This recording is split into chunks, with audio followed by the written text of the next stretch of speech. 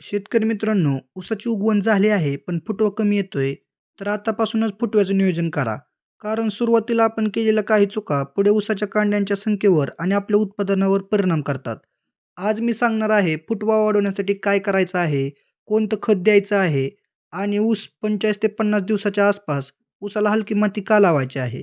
तर मित्रांनो, फुटवा चांगला मिळवण्यासाठी सर्वात आधी उगवण एकसारखी आणि मुळांची वाढ चांगली असणं गरजेचं आहे.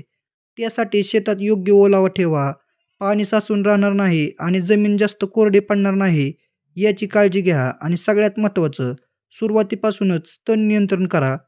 कारण तण ऊसासोबत अन्नद्रव्य, पाणी, सूर्यप्रकाशासाठी स्पर्धा करत असतं. आता सगळ्यात महत्त्वाचा प्रश्न म्हणजे फुटवा होण्यासाठी कोणतं खत द्यायचं?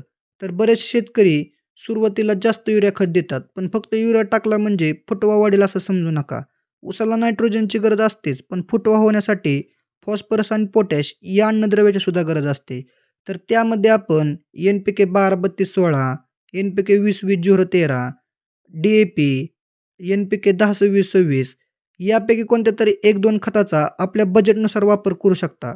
त्यामुळे आपल्याला चांगला फुटवा मिळेल. पण जास्त नायट्रोजन दिल्यास आवश्यक कोळी वाढ होऊ शकते. त्यापेक्षा सर्वात बेस्ट आहे माती परीक्षण करून खत नियोजन करणे. त्यामुळे अंदाजे खत देण्यापेक्षा माती परीक्षणावर आधारित खत व्यवस्थापन आपल्याला करता येईल. आता फुटवा चांगला करण्यासाठी माझ्या मते सर्वात बेस्ट आणि चांगला उपाय म्हणजे ऊसाला हलकी माती लावून घेणं. म्हणजेच आमच्या त्याला रेग मारणं असं म्हणतात.